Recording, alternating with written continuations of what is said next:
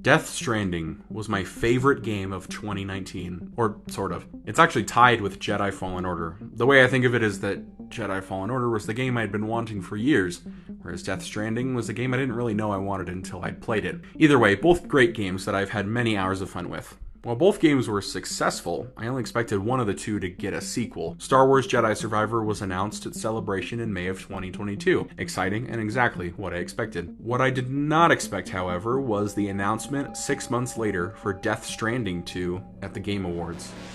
While I had heard rumors of a possible sequel to Death Stranding, it seemed unlikely to me, for a few reasons. The first being that the story felt pretty self-contained, and while it was successful, it didn't sell amazing at launch, and it was divisive with some critics and gamers. Lastly, I imagined that Death Stranding would be the first in a long line of new, ambitious games from Kojima Productions, after Hideo was given a blank slate. Similar to how Lucasfilm was originally meant to be a film studio that could operate independent of the big studios and continue to produce outsider films without excessive corporate oversight. Like Star Wars and Indiana Jones were just the beginning, and Lucasfilm would make more movies than just those. Well, we know that didn't happen with Lucasfilm, and at least for now, it's not happening with Kojima Productions. Now, let me clarify that I don't think Kojima Productions is dead since they're making a Death Stranding 2. In fact, I think that they'll still branch out alongside this series. If their rumored horror collab with Xbox going by the name of Overdose had any merit to it, then they'll definitely branch out. For now, however, we'll be returning to the world of Death Stranding. So for those of you who don't know, Death Stranding is a game focused primarily on delivering packages across a post-apocalyptic USA. There are some external threats, including ghosts and bandits, but the majority of the gameplay is navigating the terrain to make these deliveries. There's a lot of attention to detail, like controlling your weight and your balance, and having to bring any gear you may need, such as ladders and ropes, with you. This gear has to be factored into your total weight, and you have to manage what you carry accordingly. The story is all built around this, with every package you deliver making a connection that will one by one rebuild the USA with this national chiral network.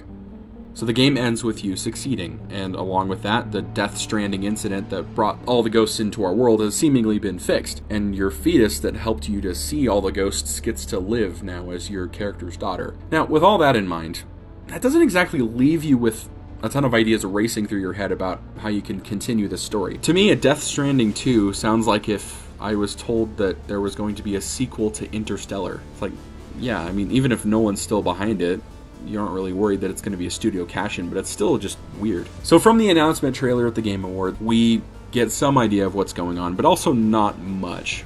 Typical of the series at this point. We know that Sam, Norman Reedus, is older, and that Léa Seydoux's character is back, no longer old from the time-advancing reign called Timefall. There's also a character that looks like a robot version of the villain, Troy Baker's terrorist character called Higgs. So, yeah, not much story to go off of from that. As far as gameplay, I would assume it'll be similar, but we don't know. My main issue with the last game was that the areas where the ghosts would show up were always the same, and I thought it made those areas less of a surprise and the overall gameplay less interesting. I don't know where they'll go gameplay-wise, and that doesn't worry me as much as the shift in tone that Kojima has talked about.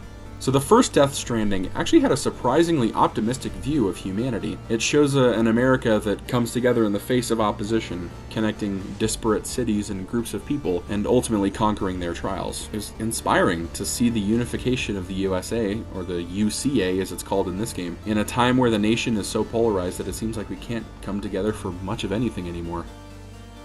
Death Stranding was released in November of 2019, and we all came to find out that that was just about 5 months before COVID-19 ravaged the world and completely shut down so many aspects of everyday life. It created a lot of issues, from the effects of people being forced to stay indoors, as well as the distrust of government and its leadership in regards to the policies concerning the virus. When talking about the game, Hideo Kojima said that he rewrote the entire thing after living through the COVID-19 pandemic. What actual effect this will have on the story of Death Stranding 2, we don't know. However, I worry that this rewrite has perhaps dampened and perhaps taken out some of the more optimistic tone and themes of the story, which is a shame because that optimism was one of the reasons I fell in love with the first game to begin with. Look, at the end of the day, I'm still looking forward to Death Stranding 2. I'm keeping an open mind, and I trust Kojima to deliver a unique and gripping experience. Regardless of how this sequel to my favorite game of 2019 sort of turns out, I hope that we can all still find something to bring us hope and optimism in the face of opposition.